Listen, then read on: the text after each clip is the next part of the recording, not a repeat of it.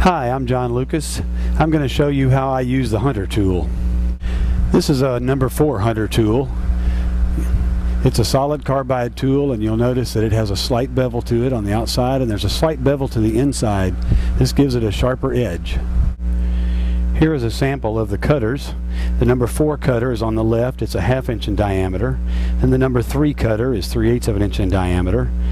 And the number 1 cutters are a 1/4 inch in diameter and come in a 3/16 round bar or a 3/16 square bar. This is a number 4 hunter tool. The tool is never used flat.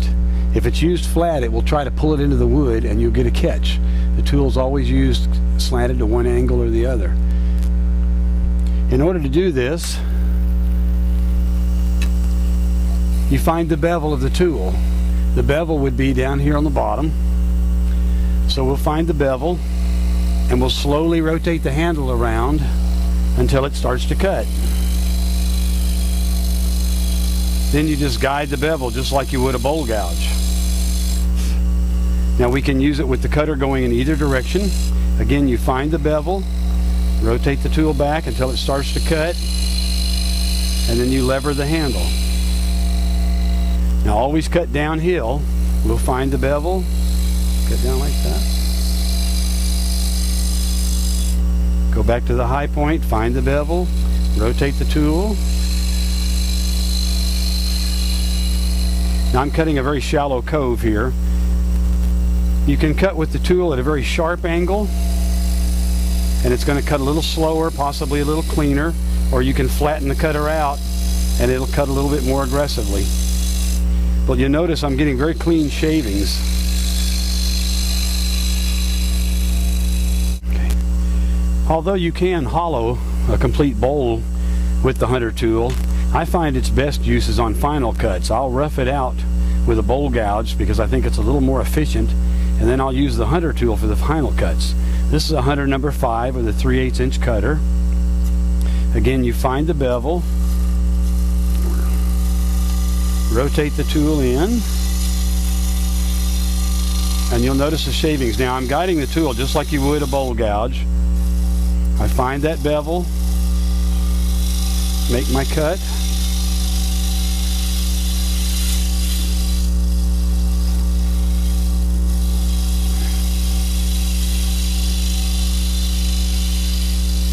I find it works very well if you leave the bevel in contact with the bowl. You can actually slide back and forth, and then you simply rotate the handle very slightly until it starts to cut. You'll notice as I get down toward the center of the bowl, I have to move the tool slower. This is because the surface feet of the bowl is moving slower.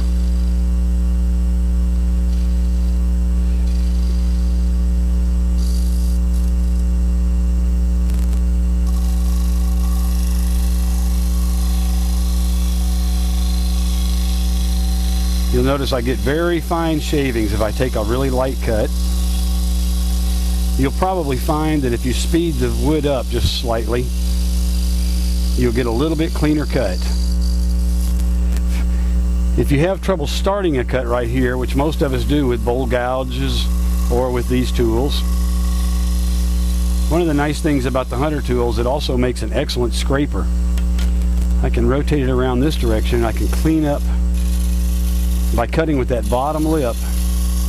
I can clean up this leading edge of my bowl without a chance for getting a catch. Then you can go back and start in this area where it's a little safer and finish your cut. It's also an excellent tool for cutting on the lips of vessels. This one's a little out of round, so we'll have to clean it up a little bit.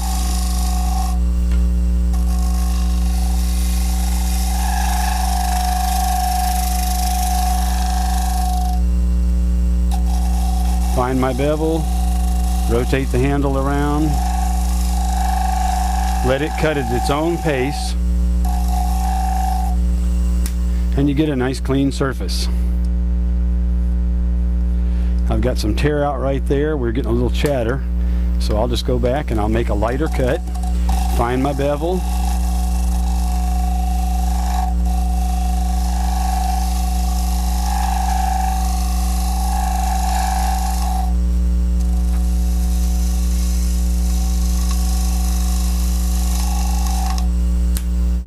One of the best features of the Hunter tool is in-grain hollowing. Part of that reason is because the edge is recessed, which gives it a sharper edge. From the end grain, of course, you always cut from the center out.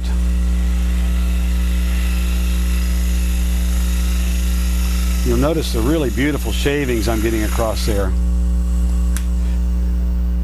Let's stop and look at it. You'll see how much cleaner that is than this outside area.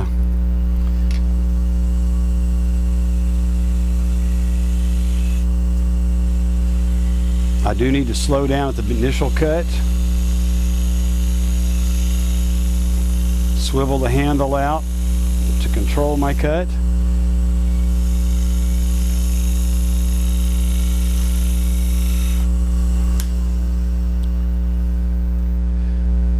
I think you can see how much shinier that is.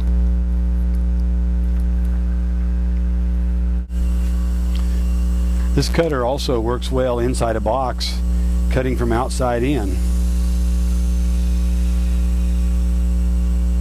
Even though that goes against the way you should normally cut an in-grain box, the cuts are very clean. I find that's handy if I have trouble controlling the shape of the bottom. It's my favorite tool for cleaning out boxes. I'll try to show you this and keep my fingers out of the way. I start in the middle. This is a Hunter number 4.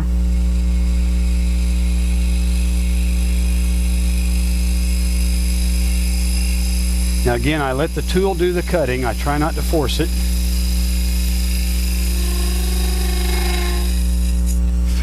Now as I get to the edge, I have the tool tilted to one side. As I get to the edge, you can drag it out so it's actually scraping in this position.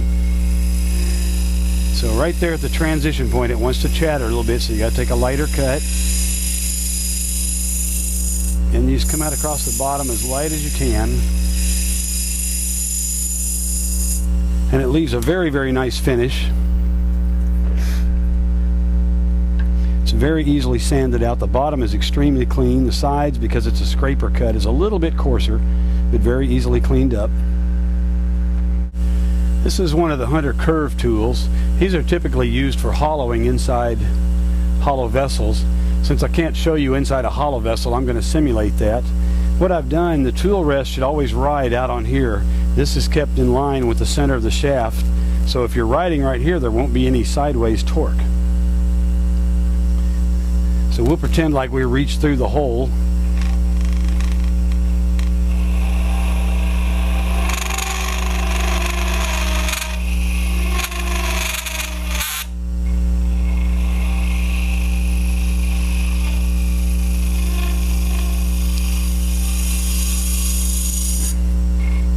Again, we would be cleaning up the bottom of the vessel,